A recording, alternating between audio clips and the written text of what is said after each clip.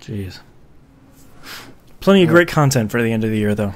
So is that four? This one's 426. Yep. 427. 26. Okay. We just recorded 428. Right. And we did 427 last week.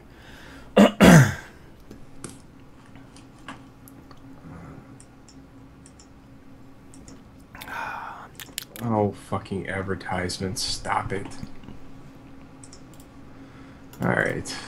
Move that there. Move that there. Alright, so that would be...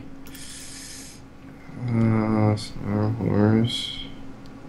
I'm actually thinking we'll be able to knock most of this episode out pretty quickly. Front. Nope. Alright, it's going to be really hard for me not to curse during this segment, just saying. Okay.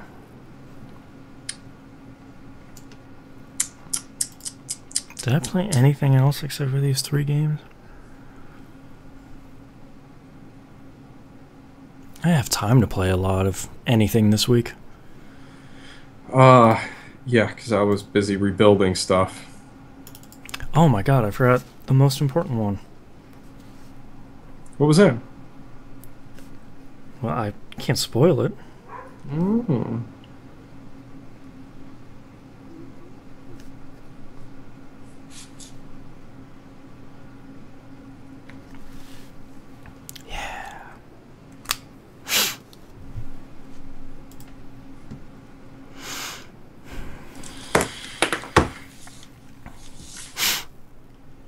Oh. Man, I am pooped. Yeah, I know the feeling. Alright. I'm gonna write that down verbatim here.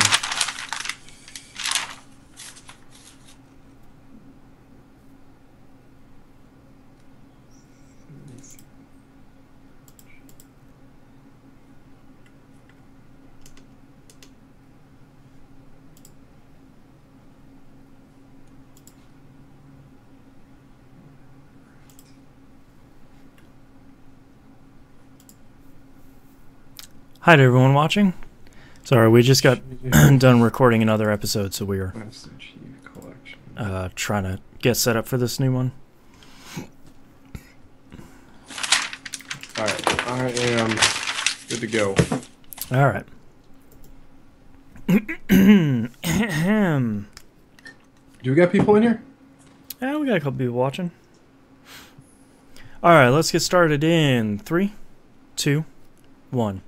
Welcome back to another episode of That Video Game Podcast. I'm your host, Boston. Joining me, as always, my stalwart companion, Knobs. What's up? In case you missed the end of last week's episode, the Hannah is no longer a regular cast member on the show. He is going into starting a family. So I guess I can't be mad about that. I guess. Oh, that's your reward for getting one by the goalie. There you go. All right, I don't think we have anything to talk about here at the beginning. So, Knobs, what have you been playing? Alrighty. Well, as always, I should start with Star Wars Battlefront for Monday Night Game Night, even though I did not participate in said game night this last week due to hardware issues. Okay. Alright, so let me set the scene for you. I figured, hey, since I made this promise to everybody that I was going to play through the entirety of the Master Chief Collection, I decided, like, hey, I really don't feel like playing anything, so I'm going to play a game I really don't like too much. Yeah. So I've been pounding my way through this game, and I got the very ironical achievement, and I quote what popped up on my screen. JKnob33, achievement unlocked. Regrets. Halo 2 Master Chief Collection. End quote. Yeah. Quite possibly the best achievement message I got. That the only achievements I have ever gotten likes for has been this one, and a few messages along with it. Yeah, I fired up my Xbox One and I saw Moonpier liked an activity, and I was like, for what? Yeah, I know. And I looked at it, and it was just JKnob33 got the achievement, regrets for Halo 2, and I was like, yeah. Well, I have to like that. Oh, it was so perfect.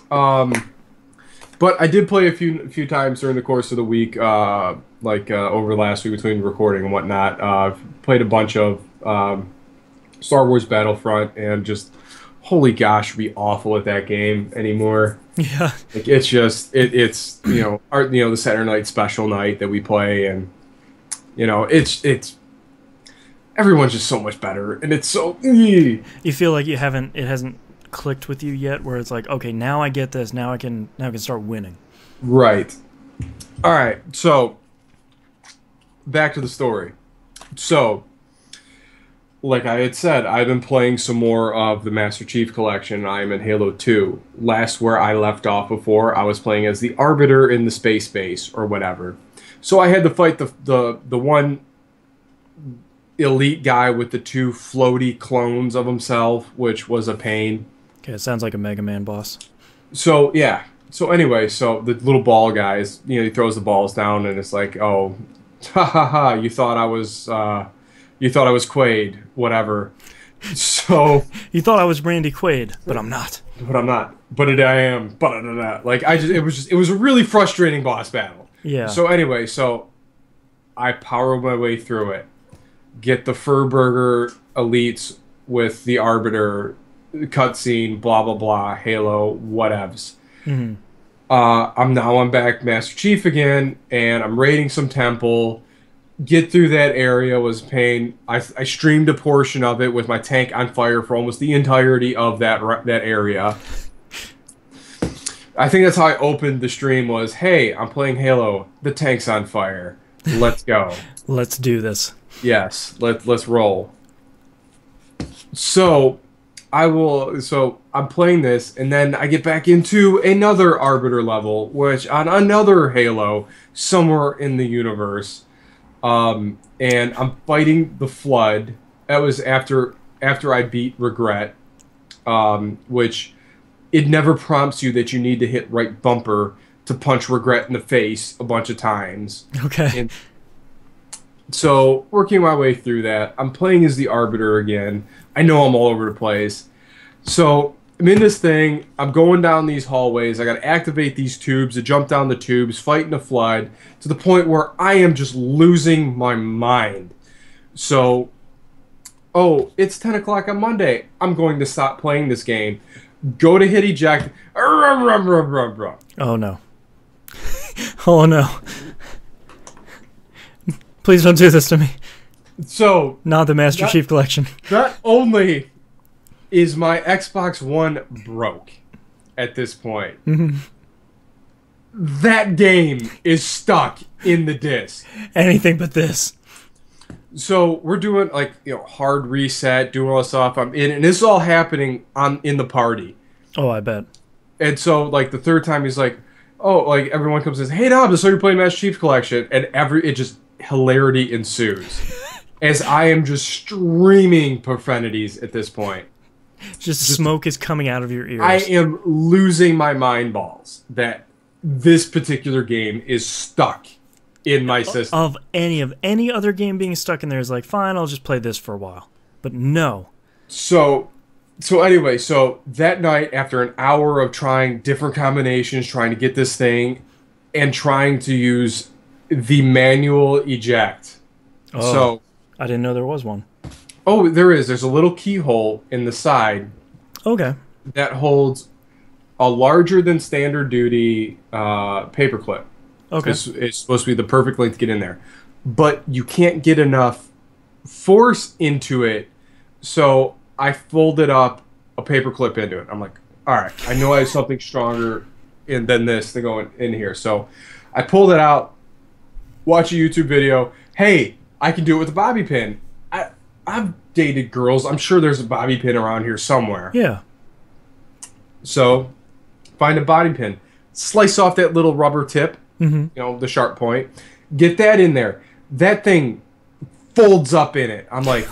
It's the strongest thing in the world in Xbox One. I don't understand this. It says it requires some force, but it should be not enough to bend metal. I'm like, okay. So then I go out to the garage. I find my Allen key set. I find the one. It's the sweet spot is a 1/16 Allen key. Okay. The 1.5 millimeter is a little too weak because I bent the crap out of one of those. A hardened steel tool, by the way. So I get that one. I go try and get the 2 millimeter in it. Doesn't quite fit. I'm like, all right, I'm gonna let this sit. Tomorrow, take a breath. Tomorrow, I'm gonna buy a longer Allen key set, and I will try this again. Stay calm. At this point, I am ready to grab the partner saw from work and sawing it in half. Right. And I was gonna video it all. Then you get 2 normal-sized consoles out of one Xbox One. I am very happy I didn't do that because I did not know how that thing was constructed. So, because I just thought it was an open plastic case with some circuit boards and bits hanging around. Sure. So anyway, so let me get to the point to where the disassembly part took place. Oh no. So I buy the Allen key set. I get home. I go and I put in the 1.5 millimeter and bend the stuff out of it. Okay. Just folded another one. So not only have I bent a paper clip, a bobby pin, an Allen key, another Allen key. So I'm like, all right, I'm gonna get the 1/16. This is the biggest size that will fit in there. Yeah. That I can hit. So I do that, slide it in its little handle, so I have a whole handle thing to put some force in. That thing folds up like an accordion. It's a tool. Like This is literally what it's not supposed to do. Like I don't understand this. Like nothing is like, and it's like running into a solid piece of steel. I'm like, I don't understand how something could be this hard that nothing is, there's no give, no resistance. It's just whap, whap, whap, whap. Yeah, because you've done it on CD-ROM drives before, and you push it in there, you can feel a button, and you poke it, and it just pops out. You could feel that it would have some sort of like, normally like a normal dish tray. You actually, for the manual release, is you're rotating the mechanics of it to get it out. There is no feeling of that at all. And I'm like moving the thing around like counterclockwise, clockwise, trying to find the sweet spot. There is nothing to be had. So just for picture's sake, like that is. So Knobs, if you're listening to the audio version, Knobs is showing an Allen key that it has just the crap has been bent out of it.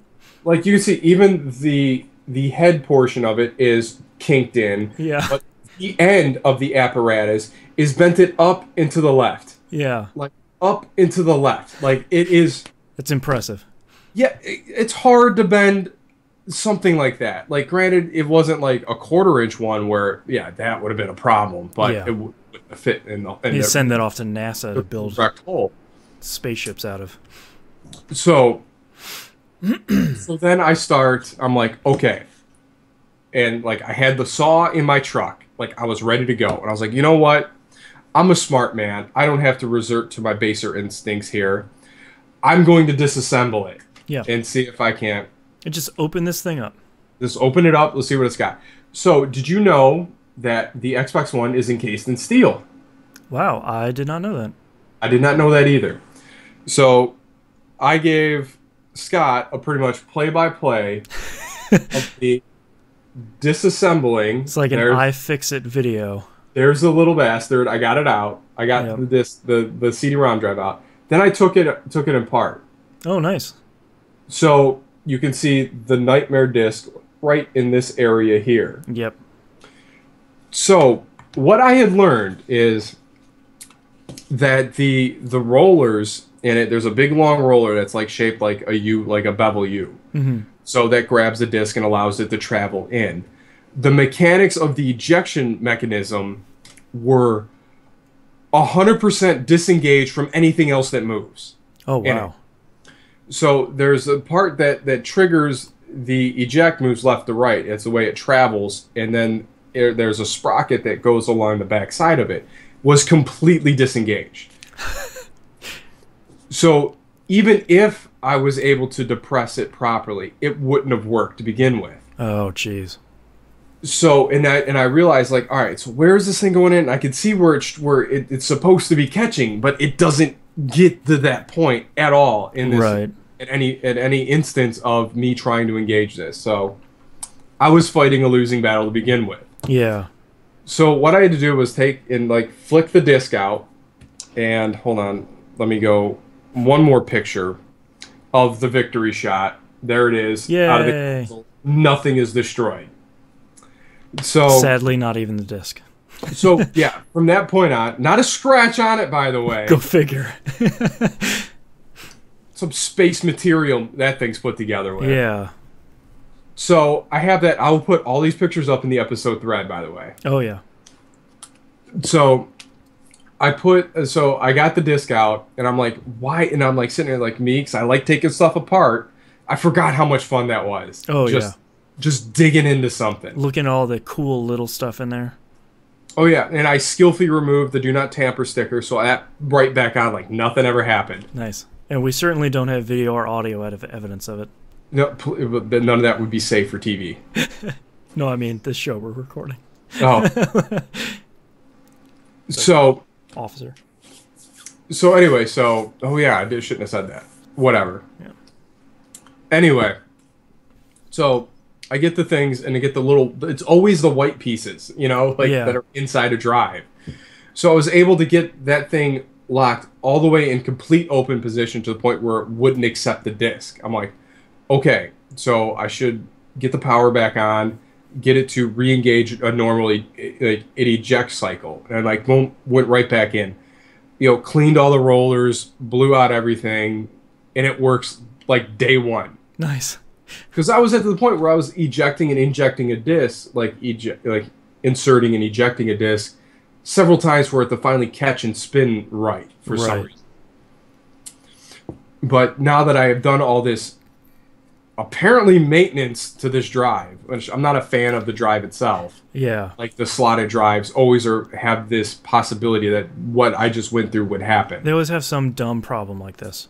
Correct. And I even went to, it was like, all right, so if I break it, a replacement drive is only between $45 to $60, which seems very reasonable. Yeah. For a first-party drive like that, like a very specific with the key lock-in and whatnot.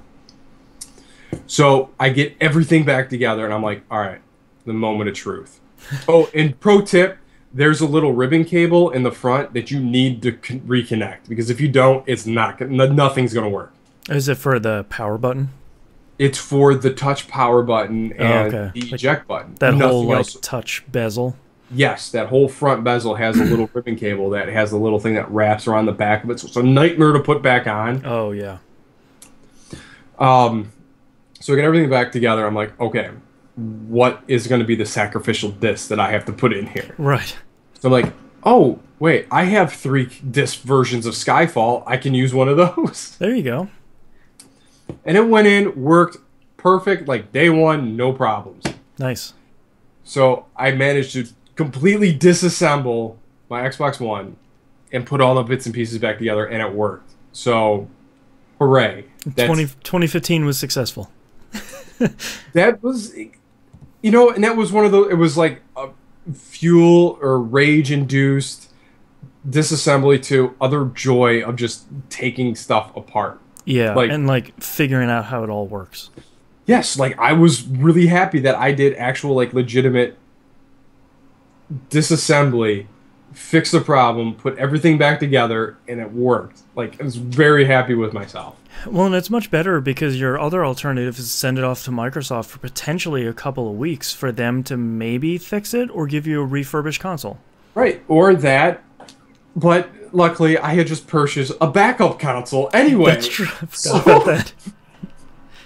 Just in case. In no way I was up a creek without a paddle. I had a safety net, which would have made me sawing this thing in half, which, not knowing by taking it apart, would have been a far more dangerous prospect than what I originally thought. Yeah. Because with, a diamond tip partner saw, and I'm not sure anyone knows what a partner saw is, it's the big disc blade that, you pull it down and the sheath comes off and it... Yeah, it looks like a giant circular saw. Yeah. With the blades out in front.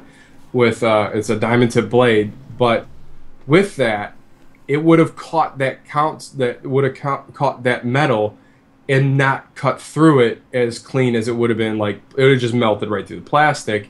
Yeah. And circuit board would have just been just shattered.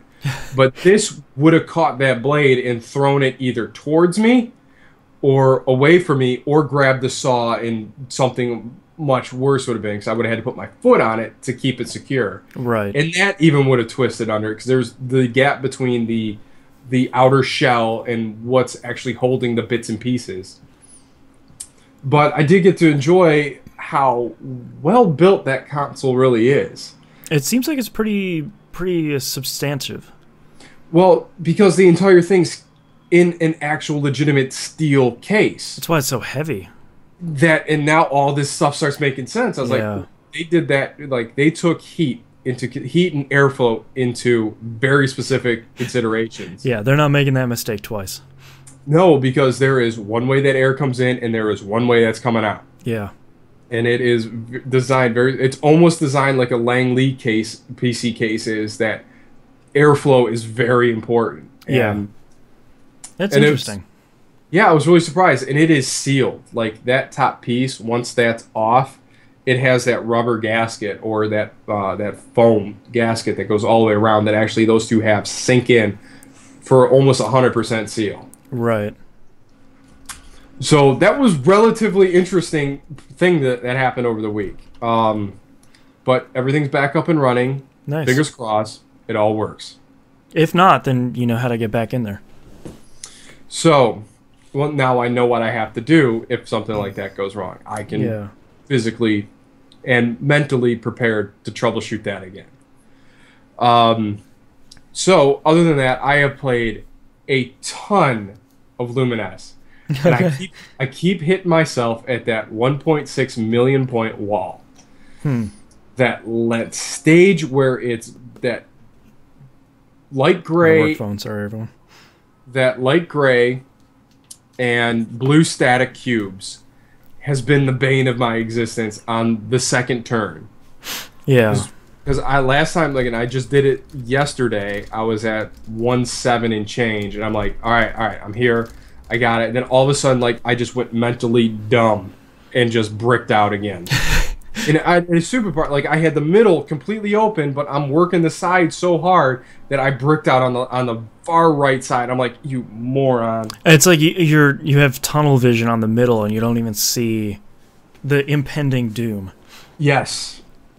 And that's exactly what happened. I just bricked myself out for no apparent reason. But got another run going right now. Ran out of battery juice, so it's on the charger. It's on the charger right now, ready to go. Yeah. But that was pretty much all I played this week. Was the Halo Master Chief Collection was the only game with the achievement Regrets. I played more Rock Band 4 this week. There was a big patch that came out earlier this month, and I was like, you know what? I haven't really spent any time with Rock Band 4, and I got in because close this window. Somebody always just brrr in the backyard. There was alongside the big patch, they allowed you to import your Rock Band 3 songs in Rock Band 4. So I was like, all right, now that I've got more songs, because it downloaded something like 60 something songs. Now that I have more songs, maybe it's time for me to hop into the career mode of Rock Band 4, kind of see what that's all about. So I made a band, and it's way harder to set up a band than it has been in previous games, because it seems like they kind of had to hack something together. When the game came out, you could only make your character, and then your character would hop into a band of kind of randomly generated characters. But now there's this weird convoluted workaround to actually create 4 characters and then put them all in the band that you want to play as. Because I went through and I randomly generated a band name, and the one that I settled on was My Beautiful Mustaches. Nice. So of course, I have to get 2 men and 2 women in my band, and all of them have to have white handlebar mustaches. Which I could do. Makes sense.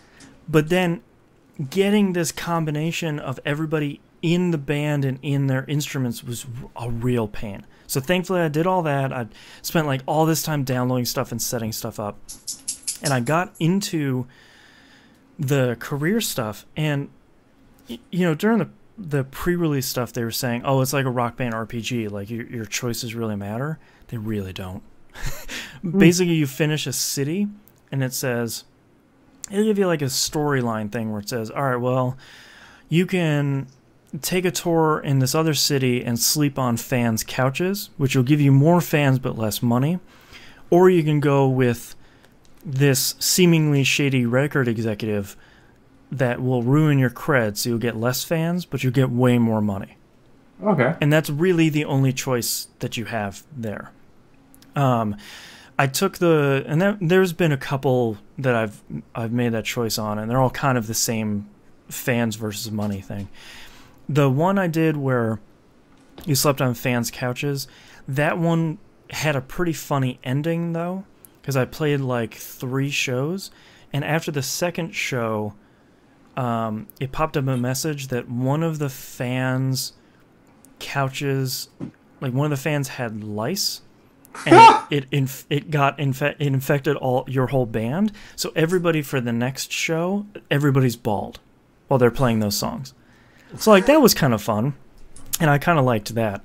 It's a little Oregon Trail stuff right there. A little bit, yeah. The only bad part about that stuff, though, is it's a really good mode to play if you haven't really played a lot of Rock Band games before, because it really restricts the number of songs that you can pick from when you're building set lists for your shows every night. And if you're in the beginning of the game, you can only really pick songs that are like 1-star difficulty. You can't go pick like Through the Fire and Flames and you're starting out your career. But at least for me, and I don't know if it's a bug I'm running into or if that's how it is supposed to work, it's really only picking on-disc songs. So at the beginning, I kind of only have 6 songs to pick from. And I'm playing these same 6 songs throughout the first 3 or 4 cities until I can get to the next. Like, then I can start picking 2-star difficulty songs. So it's kind of, for someone who has hundreds of songs available to them in Rock Band, it's kind of frustrating to say, like, sure, I will play System of a Down Spiders again, and I will play Short Skirt Long Jacket again, which are songs that I like, and they are fun to play. But after the 4th time, I feel like I'm playing Rock Band 1 again, where Say It Ain't So is coming up all the time. So that's kind of a bummer. But they're committed to putting out monthly patches at this point. So I'm hoping that's something that'll be addressed here sooner than later. And then you get past those first couple songs, and then you get more and more songs unlocked. But I still don't seem to have the number of DLC songs that I can pick from, unless you can vote for your set list while you're playing the show, which it works really interestingly. Basically, it'll give you 4 songs to pick from and an option of like, no, just give me more, or kind of 4 categories. So it'll be 4 individual songs, or it'll be categories where it's like, I want to play something alternative from the 90s. I want to play a David Bowie song. I want to play something from the 70s. Or I want to play something like fast and loud. Or I want to pick more songs. So that's kind of fun, because that's really the first option in the game is just play a show. And that's really, I have a bunch of friends in the room. You pick your first song, and then you vote for songs from there. So that works really well. But it all kind of doesn't come together that well in the single player, which is kind of a bummer. How's it play? It plays really well. They fixed some of the calibration issues in the December patch, and it feels a lot better. It felt like it was like maybe a half second off before. Like I would hit the note. I know how to play like Rock Band, and you after a while, once you start playing the harder difficulties of Rock Band, you're not playing the notes that are you don't play the notes as they hit. You'll know this from playing amplitude and Yeah, frequency. you're playing as they're coming. Yeah, you're playing Like you're playing ahead of the line. Yeah, you're playing like 2 or 3 notes ahead of you because you know when it's going to land at you. You know when to hit it. So it always felt like I was like half a second off before, and now it feels like they have the timing down, and it really works pretty well. So it's a great game. I'm just kind of, once they have Rock Band 1 and 2 and Lego Rock Band in there, I'll have a ton more songs, and I feel like I can really dive deep into it, but it just still needs a little bit of TLC for it to feel finished. It doesn't really feel that way at the moment. So I did play a little bit more Witcher 3. And I figured I don't really want to get into the story right now. I don't know why that is. So I'm going to go play the made-up card game that's in the game called Gwent, which is a rough word to say out loud. And I won 2 games, and I was like, why am I doing this? Like, I know I have a quest to get a lot of cards, and that will get me experience. I should probably actually finish the story before I go play an optional card game. The story of Rock Band? No, of Witcher 3. Oh. Yeah. I thought you were just talking about Rock Band. No. Witcher 3. So I put Witcher 3 down so I could finish my next game. So I have to stay strong. I have to finish the story of Witcher 3 before I play the stupid card game. I need to hold myself to that. Okay. The card game's pretty fun, but no, I can't. I can't do that to myself. Is it a card battler, or is it just like a card game? It is a card battler, yeah. Like Pinochle? No, it's actually pretty interesting. Basically, you and your opponent get 2 rounds, and you get a deck of cards that it pulls 10 or 12 cards from, just randomly out of your deck of like 30-something cards. And each card has a point value associated with a number on it. And basically at the end of each round, you need to have more points than your opponent.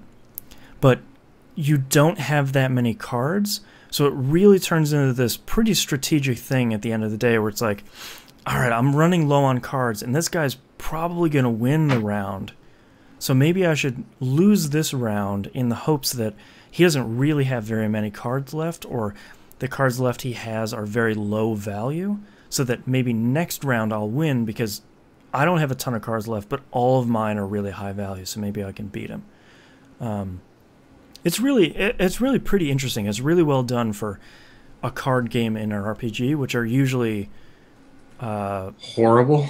Not horrible, but it's very much like, well, this card is better than that card. Like this card's number is higher than that one, so this card wins. Yay! You know, there's a lot more.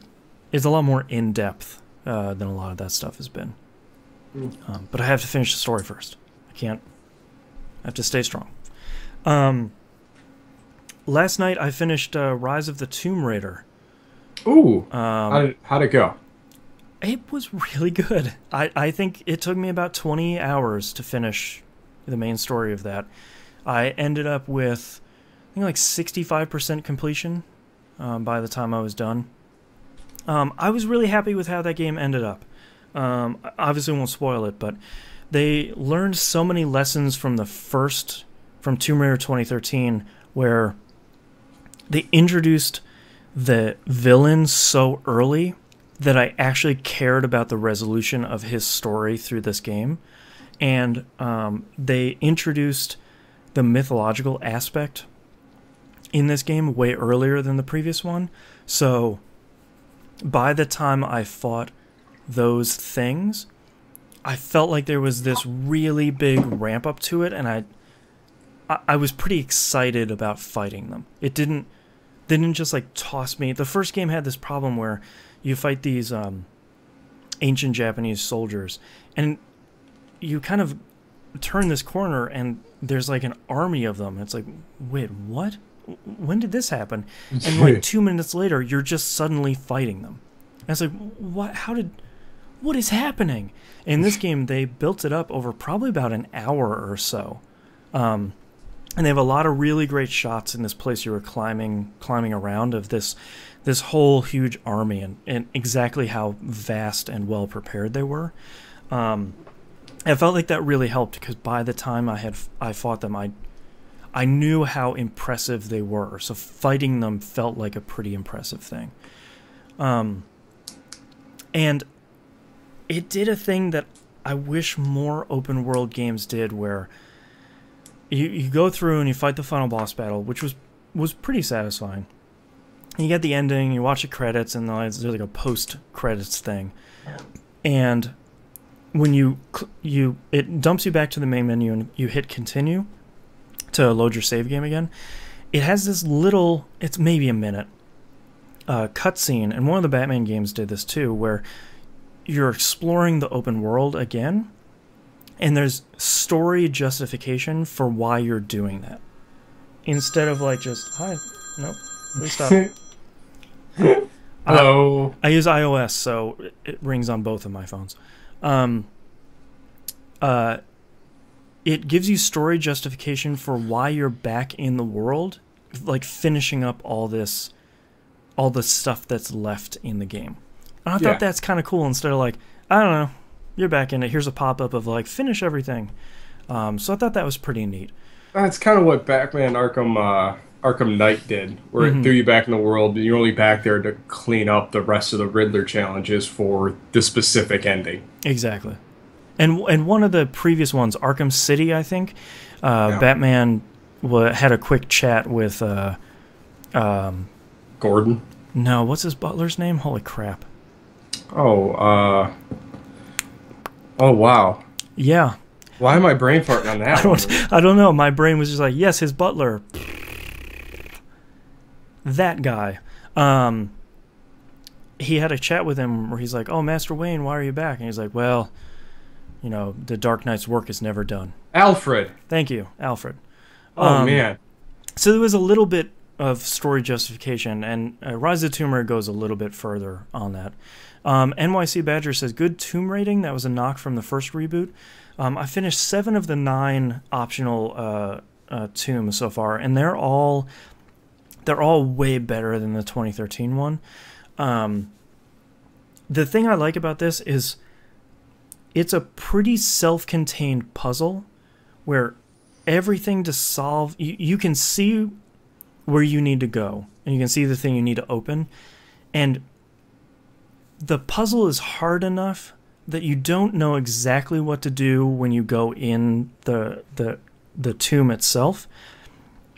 But through like a minute of looking around the tomb, you're kind of like, okay, well, I probably have to knock that thing, which will break that thing. It'll allow me to open that gate over there. And there's this other thing, so I probably need that later. Like, you can kind of, it's a solid puzzle where you don't need to, you don't know, like, oh, I need to do this thing to do that thing. That's easy. But you have all the pieces there. You just need to figure out in what order do you need to do, you know, like what tools do you need to use in your arsenal.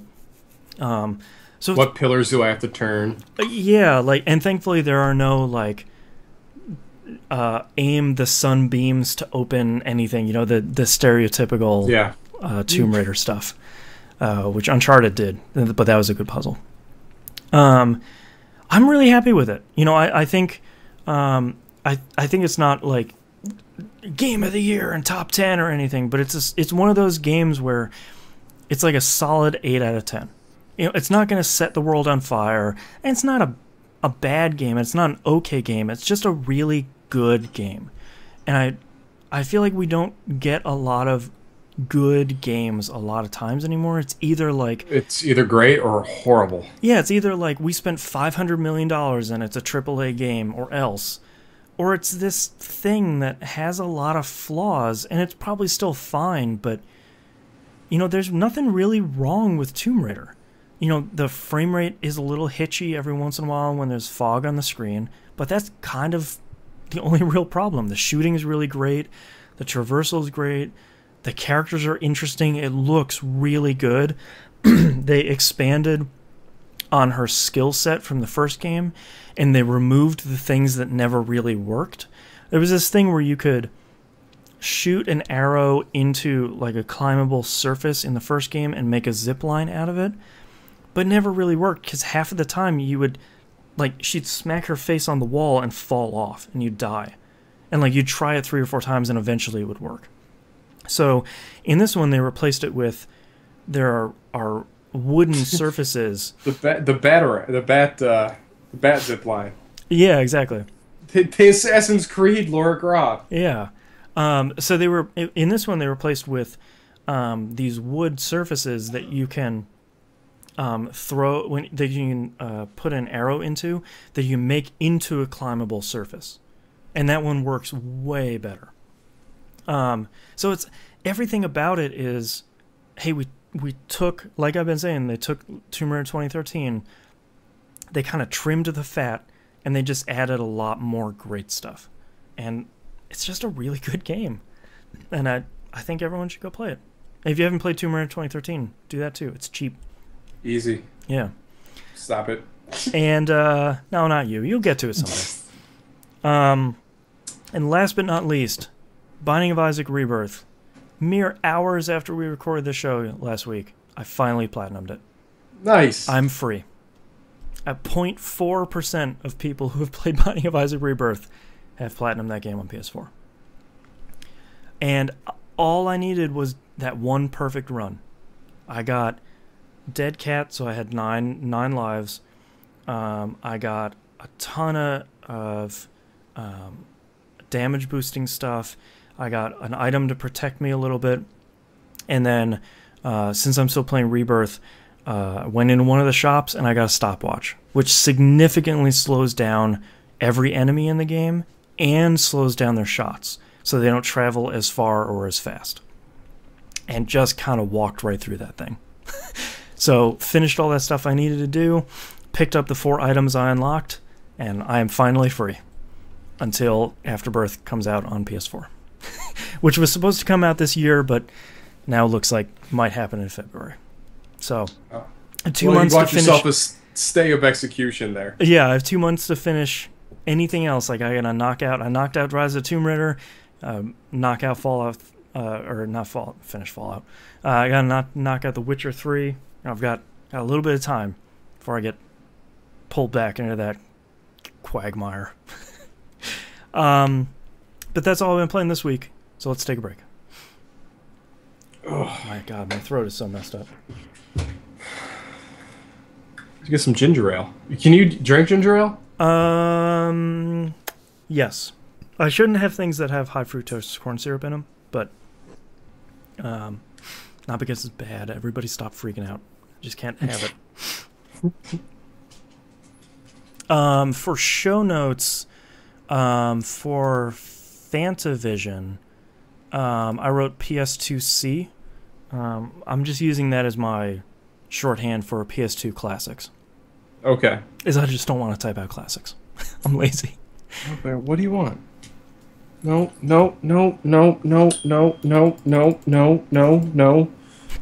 Please listen to me when I say no. No. Go dead weight on me. What is he doing? He's trying to crawl up on my lap. Oh. He gets one paw up there and it's like, oh, it's fair game. Yep. Oh man. I've like 2 titles so far. Chad, if you can help us with titles. Well, it only needs to be one. Regrets. Well, yeah, I have that one written down. But Chad, in the future, if you could help us with titles, we don't have the Hannah anymore. Yeah, and we both know I don't pay attention to much. Yeah. You're living in the moment, Knobs. I do live in the moment. Yeah. It is liberating. That's also why I'm not wearing pants. That's right.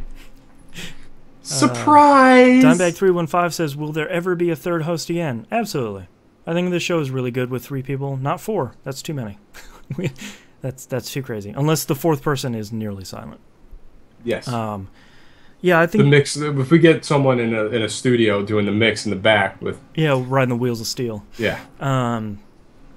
Yeah, I think the show is really good with 3 people. We need to I feel like we should do a little bit of TVGP Classic here for a little bit, just 2 of us. We can make it if we try. So yeah, we'll be keeping an eye out for a 3rd person, and Hannah will be back someday. You never know. I don't know. He'll be back on the game club. Yeah, That's for when sure. I guess when this kid's old enough to handle his own bodily fluids, I think he'll be all right. Yeah, 18 years from now, he'll Yeah, be back. Kid's going off to college. He'll be fine. can't imagine he's gonna be too much of a helicopter parent, but Probably not. Yeah, the risk is probably pretty low on that one. here's your drum kit, get to work. Yeah. And now here's YYZ. Yeah. Why is it? Name his kid Pert. Dimebag says you guys should have interviews and tryouts. Probably. I mean, if I can find somebody that seems like they'll fit pretty well, they will. They don't just make it to the big leagues right away. Yeah. NYC Badger said I recommended to Hannah that he does a pre-recorded bit called Between the Diapers. I thought that was really great. It would be fun if Hannah could do that. It's always Luminous. Yeah. Please send help. Luminous. Alrighty. You ready? Yep. Alright, ready in 3, 2, 1. Welcome back, everybody. We got releases this week for December 21st, 2015. The Legends of Heroes. Trials of Cold Steel for the PlayStation 3 and Vita. This was... now Vita games are coming out. yeah, exactly. This was announced by Xseed like 2 weeks ago. Where they said, hey, we've actually been working on the game. And also it's done. Also, it's coming out, like, now. Now, yeah. So... Ready. Trine 3, The Artifacts of Power for the PlayStation 4. Not well received. No. They took Trine into 3D. And everyone said, we don't want that. No. So I can't that's imagine you would. probably the last Trine game. Sorry, everyone. All right, and Fantavision for the PlayStation 4. That is a PlayStation 2 classic. I really hope they're not going to charge a lot of money for Fantavision. Oh, I'm sure it's going to be $20. Fantavision was a ripoff at $50 when the PS2 launched. If Yep. this thing is anything more than $5 or $7, It's still too much. It's $2.50. that's true. It should be on. Why hasn't it already been on iOS? I don't know. It's like a perfect $2 game. Yep. Weird. All right, so let's talk about some news stories here. Hey, Hideo Kojima's back. Of course. And he formally announced his new studio, Kojima Productions, which is confusingly the same name as his last company.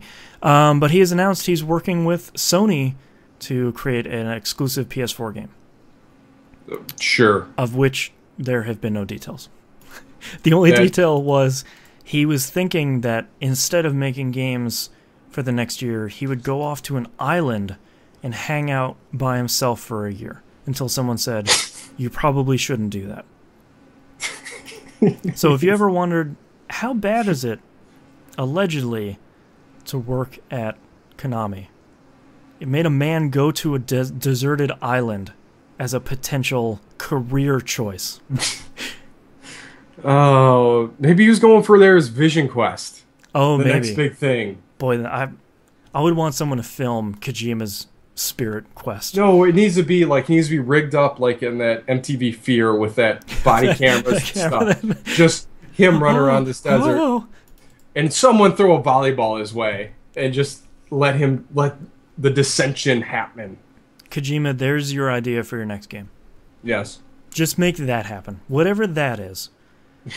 So I'm such a Kojima fan that I'm really excited to see what he and his team do next. But I'm also a realistic Kojima fan, knowing I might not see a game until like 2019. Oh, I would say 2020. There you go. I should put that in my predictions. 2020. 2020, Kojima comes out with something. Kojima does a game. There we go. .com. Sony announced this week. They didn't really seem too happy about talking about it. The PlayStation VR will come with a Wii-sized processor box.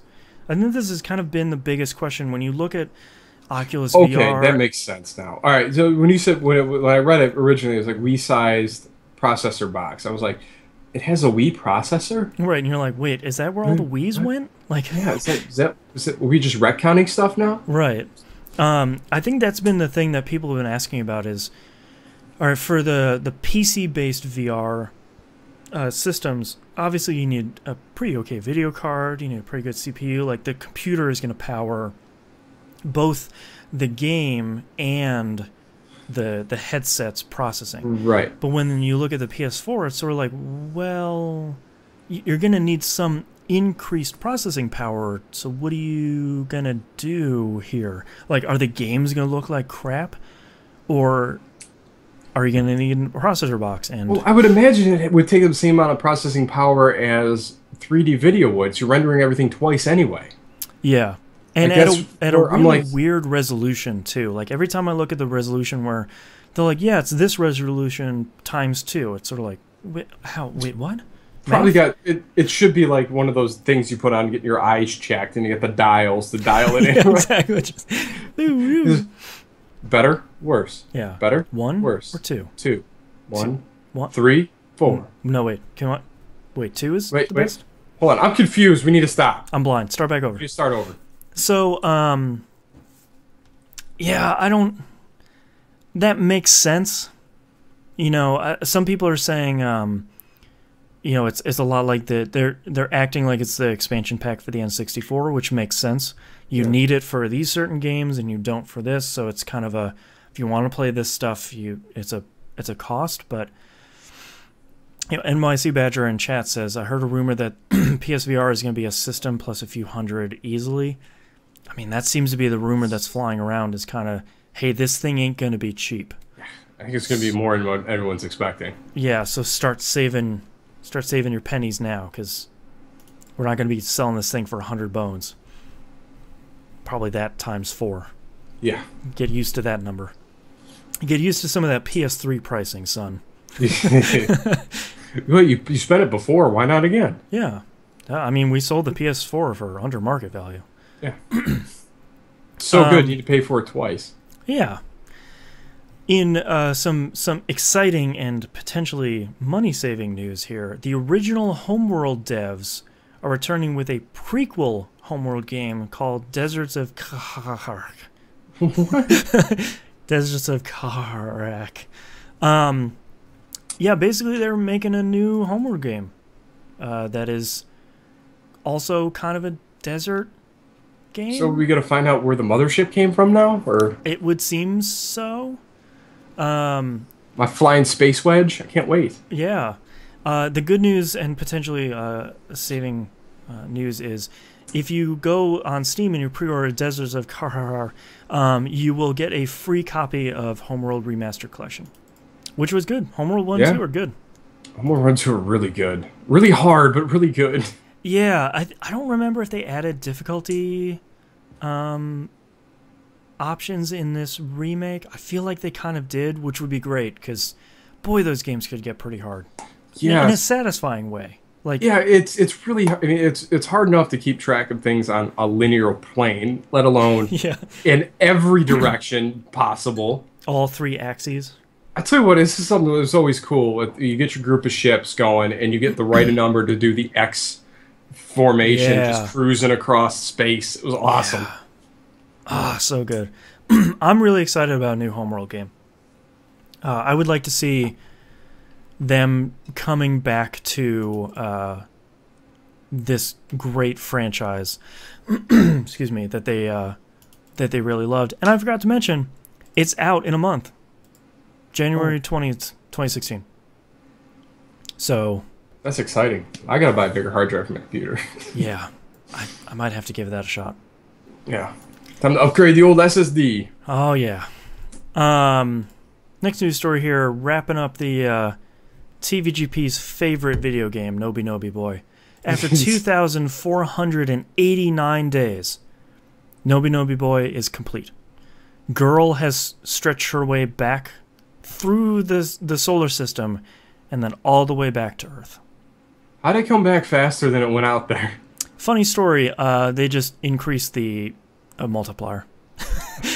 So that happened very quickly because I think they were like, hey, people remember the game. Let's just finish it. We're done. Let's just close it out. Probably So, for the best. Girl went to Pluto. Girl came back to Earth. Girl's done. She's tired. What, are you gonna have her work more? Why not? It's mean. So yes, it ended. You can go see the ending on YouTube. I have a link to it in show notes today. It finished with a appropriate PS3 era, totally nonsensical letter. Nonsensical. And it's amazing. Speaking of videos, you should also go see our last news story here. Just a little bit of fun PC history here. John Romero, co-founder and developer of id Software, uploaded a video that he had from back when Super Mario Bros. 3 was out.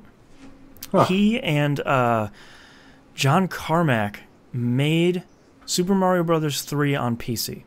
They basically hacked together this port of Super Mario Bros. Because, well, I'll get to it. But and they actually set it off to Nintendo and said, like, hey, we can make this. Like, we made 2 levels of this video, and it's Mario 3. Like, some of the sprites are a little bit off, and the jump looks a little bit off, but they made it themselves from scratch. And they sent it over to Nintendo, and Nintendo was like, great job, guys. We're trying to sell the NES, so no. But good work. That actually turned into Commander Keen. Yeah, it did. They used the same engine. The most important thing, and the thing that I didn't realize until someone had mentioned it, they made it because nobody could make platformers on a PC. Because of the way that PC engines at the time were caching data, nobody could make that left-to-right scrolling platforming game until they made this game and then turned it into Commander Keen. Yeah, then which spawned Duke Nukem. Right. It spawned people figuring out how to make platformers on PC, and PC But market had no jetpack or anything like that from those. Exactly, yeah. So it's kind of this crazy, it's this really crazy peek back into video gaming history that we really never get to see because nobody ever releases this stuff, or nobody has kept it around for whatever reason. But for some reason, he's kept around the code for Super Mario Bros. 3 from the late 80s, early 90s, and yeah, it's pretty cool. Everyone should go watch it. But that's all of our news stories. So let's move on to tweets. What's up, Twitter? Gamer Goalie sends over, don't give up on Fallout. I was lost too. The more you play, the easier it gets. Do missions instead of exploring early on. I mean, that's good. That's good advice, but I'm getting killed a lot. It's your first Fallout game. Your first 3D Fallout game is hard because it doesn't help you at all. So, it's, I'm a fairly intelligent person. I should be able to figure this out, but yeah, but it's demoralizing. It is. It's very demoralizing. Yeah. So we'll see. We have a big long break coming up, so anything can happen.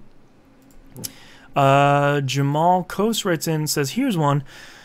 Do you guys have games that you stopped playing because you've simply had your fix? For me, that would be Bloodborne. Dark Demon Souls. I got to a certain point in that game and went, okay, I'm good." Yeah, I did that with Shadow of the Colossus, where like I just took down a couple big monsters. I'm like, good. Yeah, I'm good. I know what I got going on. Yeah, I get the cut of your gibberish. I'm out. Yeah, I can see this thing to the end here. Trying to think of any other games. Recently, I would have said Fallout 4, but I finished the story on that, so I kind of feel like I actually finished that thing. Not a lot. Usually I just kind of peter out on a game. Like, I haven't had enough, but I'm a magpie, so something else newer and cooler comes out. I was like, oh, I have to buy that and try that. And then the cycle repeats with 4 more games. And I'm like, oh yeah, I never got back to Shadows of Mordor. Huh. Yeah, some of those, like, that's a good one. You should go back to that one. I've been thinking about it over the break. But yeah, games like Fallout 3, Blood Dragon, like, yeah. Or Far Cry 3. Far Cry, whatever. Fallout 3 Blood Dragon would be awesome. But yeah, Far Cry 3 Blood Dragon, like I loved it, and I'm like, all right, I got it. Yeah, You know, I see what you're doing. I don't need to do all this stuff on this map that's way too big. Yeah, I'm picking up what you're putting down. Yeah. For me, I think most recently that was Assassin's Creed Unity, where it's like, cool, that's an Assassin's Creed game. There's missing a lot of stuff I like. I'm okay. Yeah, that's like every Assassin's Creed game. Yeah. Until you find that one thing, and I tell you what, that once you hit that spot, that game really, really took off. Yeah. I forgot to mention I bought that the other day because it was like $20. Yeah. I was like, all right, I'll pick that up. I'll play through that. If Knobs likes it, it's probably good. Our Gibbinator asks, is the episodic model sustainable going forward with just about every major episodic studio having trouble keeping to a schedule? I mean, that's the thing that'll kill episodic games, right? If it doesn't come out episodically. Right. I mean, Don't Nod is the only company that, in recent memory, that has come out with a game and said, all right, we're going to release it episodically, and it came out every 6 weeks. Was a new episode. Yeah. And within a couple months, we had all 5 episodes, and it was done. Yeah, then, if you can hold to that schedule, it's a great model. Oh yeah, it absolutely is. But when you get to the point where it's like what Telltale does a lot of times, where you get that first one and get the taste out there and be like, yeah, I want more of this. Oh well, and then you get a flood of episodes. You're like, ah, come on, guys. Yeah. Well, and the surprising thing about Telltale too is, you look at Tales from the Borderlands, where episode 1 came out, and then months later, episode 2 came out, and then they just finished the rest of the episodes. And then you look at the Minecraft story mode, they put out 4 of those episodes in the last month and a half. And it's just like, what is happening? Like, because the thing that Don't Nod did so well is that 6 week window was, you finished it, you had time to process it, and then you get to a point where you're like, where's the next episode? Like, and then a week later you'd be like, all right, I really want to play this episode. Then they would announce it, and then next week it would be out. Yes. And like, it was just the perfect time where you're like, I need to know what's going to happen. I need the next one. And it would happen right then.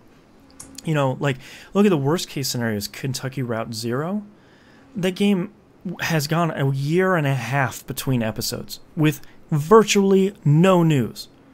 Like, that is the thing that's going to kill some of these games. Or look, Half-Life 2, episode 1, 2, and whenever. Supposedly 3. Yeah. Like, that's not the way it's supposed to go. Even between episode 1 and 2 was at least, 2 years? It was a real long time. To the point where even then it was a joke, where it's like, yeah, episodes, right, guy? Yeah. Okay. And that's why Telltale got a little bit of shade thrown their way at the very beginning. Because it's like, oh, episodic games? What, like Half-Life? Yeah. Yeah. All right. Good luck, jerks. Or they cancel them midstream or after a episode before they even get a chance to get any traction. Yeah.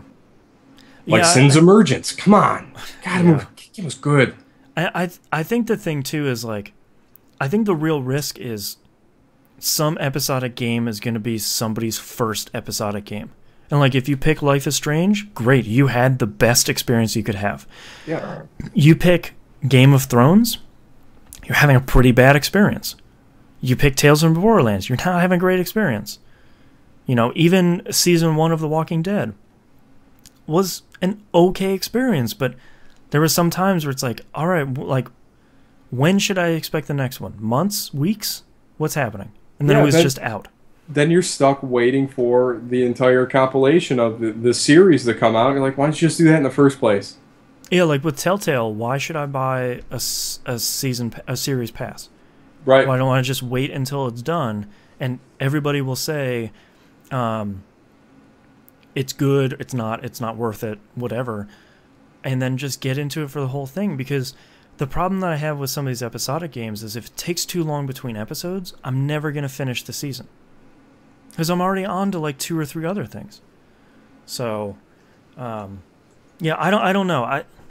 I feel like it's in a good... Don't Nod did a lot of really great work, and the game was really good, which helped. But Telltale needs to get their stuff together, and they're releasing good stuff. It just needs to be on a cadence. Mm-hmm. And I feel like they could help so much. Well, yeah, I just need to send them a big piece of whiteboard. Like, here's your release schedule. Do it that way. Yeah, stick to it. VG Generations writes in and says, has your opinion of AC Syndicate changed at all after time to reflect on it? I agree with you guys on most stuff, but I liked AC Syndicate. I end up turning around a lot on that game. Yeah, they might be a couple episodes back here, because Knobs very quickly said, like, oh, this game turns around. Yeah. Yeah. So, yes, and I just picked it up, so I will have impressions in 2016. Use the gang members, I have some man. delicious water here. Yeah. I'm always really good about using gang members in those games because they're pretty overpowered.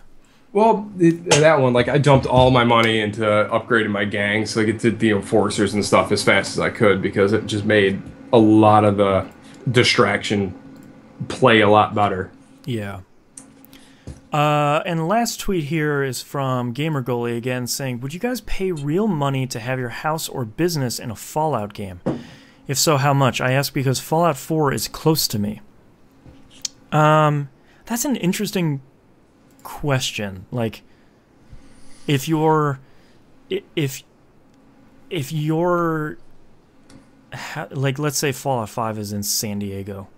It's in the suburbs of San Diego, and they're like, hey, you toss a couple grand and your house is going to be in there. I don't know. No, I don't know. I don't know if I would pay for that, but... Plus, I feel like half the fun of Fallout is not in the mundane. It's not in, like, the regular houses that are kind of all falling apart. It's these big structures. It's, you know, in DC, in Fallout 3, you're going to all these museums and seeing what had happened to them. In Fallout 4, you go to Diamond City, and you see what happened to the ballpark and how they've turned it into a town.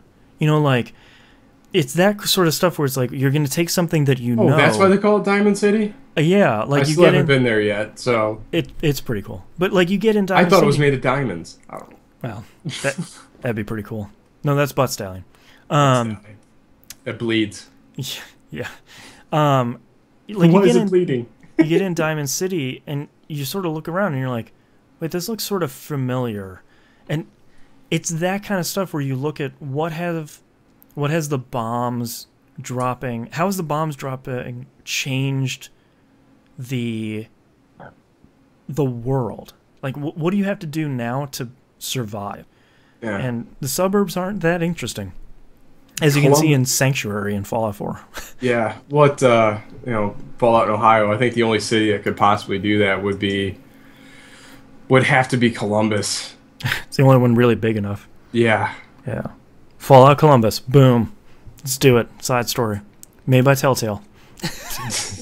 And it's episodic. Yeah, hopefully. All right, that's all of our emails and tweets of this week. Thank you very much, everyone, for writing in. If you'd like to visit us, you can do so at tvgp.tv. Email us, tvgpfans@gmail.com. Tweet us at tvgp. Everything else is on the right-hand side of the page. And don't forget to join the forums. Please mark yourselves on the map.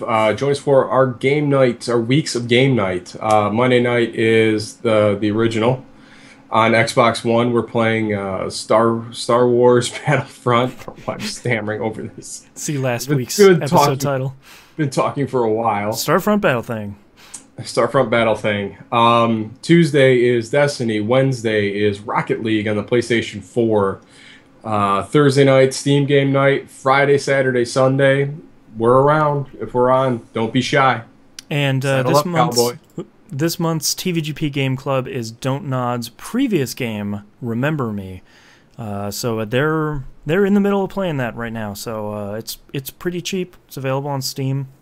It came out for most consoles. You can probably find that for a couple bucks. So yeah. I haven't started playing that yet, but I always want to play it. So Game Club is a perfect opportunity to do so. Don't forget you can watch the show live, twitch.tv/E1M1 Network. And this is our last regularly scheduled episode of the year. If you haven't listened to us in the past, basically we take a 2-week vacation at the end of the year. Worry not, you'll still have 2 episodes. Next week is our 2015 Top 10 episode.